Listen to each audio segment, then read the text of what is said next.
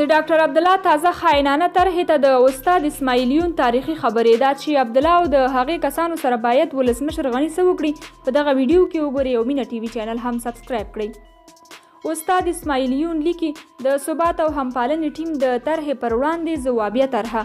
د ډاکټر اشرف غني غټه نیمګړتیا دا ده چې پر ځان بې ځایه غره دی او ورباندې غوړه مالان راتاو دي. له هر چا څخه طرحه غواړي خو خپله بیا د یوې جدي او خطرناکې سیاسي موضوع پر وړاندې عملي طرحه نه لري. د ټیم جوړونې ظرفیت هم نه لري. یوازې دولتي امتیاز د پر محور د نامتجانسو افرادو د راټولېدو سبب شوی دی. د ملي افرادو برخه پکې خواره ده.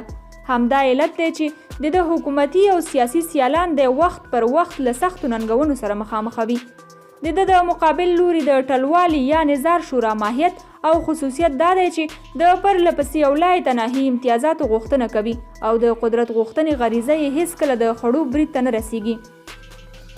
دې ډلې د تیر ګډوله حکومت په تعقیب دا د یو ځل بیا له جمهور رئیس غني څخه د داسې ډول واک او ځواک د ورکړې غوښتنه کړې چې د نړۍ په هیڅ قانون کې یې ساری او مجوز نشته.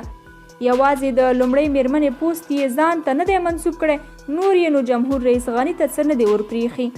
ډاکټر عبدالله او ټیم یې داسې صلاحیتونه غوښتي چې نه پکې خدای جل جلاله ته، نه د هغه رسول ته، نه جمهور رئیس غني ته، نه اساسي قانون ته، نه هم ملي شورا ته او نه هم عام ولس ته مسؤلیت ولري. د دې ډول نامعیار او لای تناهي غوښتنو یو علت دا دی چې دوی د کرزي صاحب د واکمنۍ له پیله پر دې ډول امتیازونو روږدي شوي دي. بل علت یې دا دی چې اوس د غني په مشرۍ مقابل لوري له دوی څخه هیڅ ډول متضاده غوښتنه نه لري، یوازې د دوی پر غوښتنې غور کوي. نو دوی ځکه د خپلو غوښتنو کچه پورته کوي چې زه خو که په دې نیو لیک کې هر څومره غوښتنې ومنل شي بیا هم د دوی په ګټه راځي. د دې ډول ناقانونه غوښتنو د مهار لپاره یوه لاره دا ده چې د دې ډول غوښتنو پر وړاندې متضادې خو قانوني غوښتنې کېښودل شي. نو که غني او نامتجانس ټیم یې غواړي د دوی غوښتنې کنټرول او دوی پر خپل ځای کېنوي، نو دغه لاندې او دې ته ورته نورې ولسي او قانوني غوښتنې دې ور وړاندې کړي. عبدالله باید د خپلې 15 کلنۍ کاري دورې راپور ولس ته وړاندې کړي، څومره لګښت او څومره خدمت. عبدالله او ټیم یې باید د اضافي دولتي لګښتونو له امله څارنوالۍ ته ور وپېژندل شي. د جمعیت وحدت نظار شورا او د دوی په ټلواله کې ټول شامل جنګسالاران باید محاکمه شي. پنجشیر، دایکنډي او نور هغه اداري واحدونه چې د سیاسي فشار په نتیجه کې رامنځته شوي باید له قانون سره سم بیرته پخواني حالت ته لاړ شي. د محمد قسیم فهیم د مارشالۍ رتبه او نور هغه ټولې پوځي رتبې چې په تیرو 20 کلونو کې د مقاومت په نامه په ناقانونه ډول د سیاسي زور او فشار له امله تنظیمي افرادو ته ورکړل شوي باید لغوه شي. د جهاد او مقاومت په نامه ناقانونه امتیازات باید ټول لغوه شي. هیڅ چاته باید د دې اجازه ورنه کړی شي چې ځان ته خپله عناوین او القاب غوره کړي او پر هغو بیا نامشروع امتیازات ترلاسه کړي.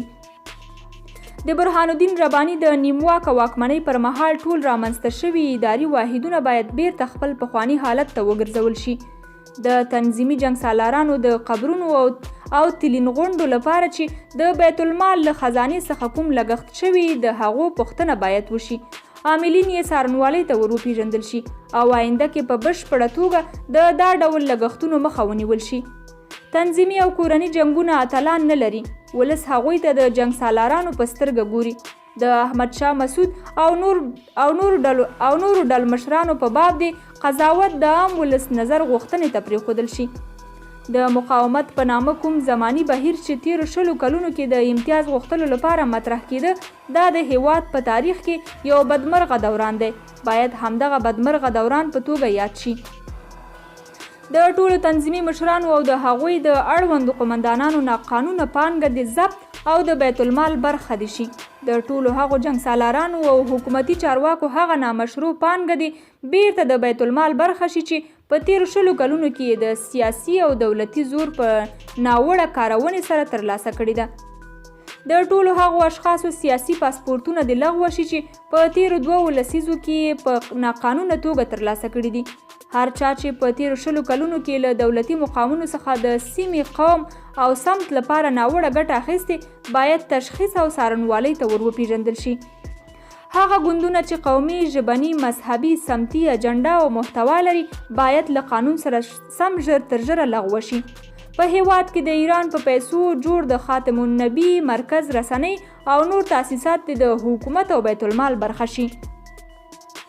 ټولې هغه رسنۍ او نور ارکانونه چې له بهرنیو سرچینو څخه په ناقانونه ډول خړوبېږي باید وتړل شي. وسایل او جایدادونه یې باید د بیت المال برخه شي.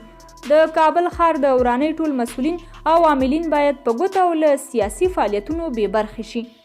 د ټولو جنگي مجرمینو، غټو غلو، اختطافګرو، قاچاق کوونکو او نورو ډول ډول جنایتکارانو لیست باید ترتیب او د رسنیو له لارې خپور شي. ممنوع الخروج دي شي او له نړیوالو دې هم وغوښتل شي چې دې ډول اشخاصو ته د ورتګ اجازه ورنکړي. له نړیوالو باید د ټولو هغو افغانانو نوملړ ترلاسه شي چې په ناقانونه ډول یې د بیت المال پانګه غلا کړې او بهر ته یې لیږدولې ده.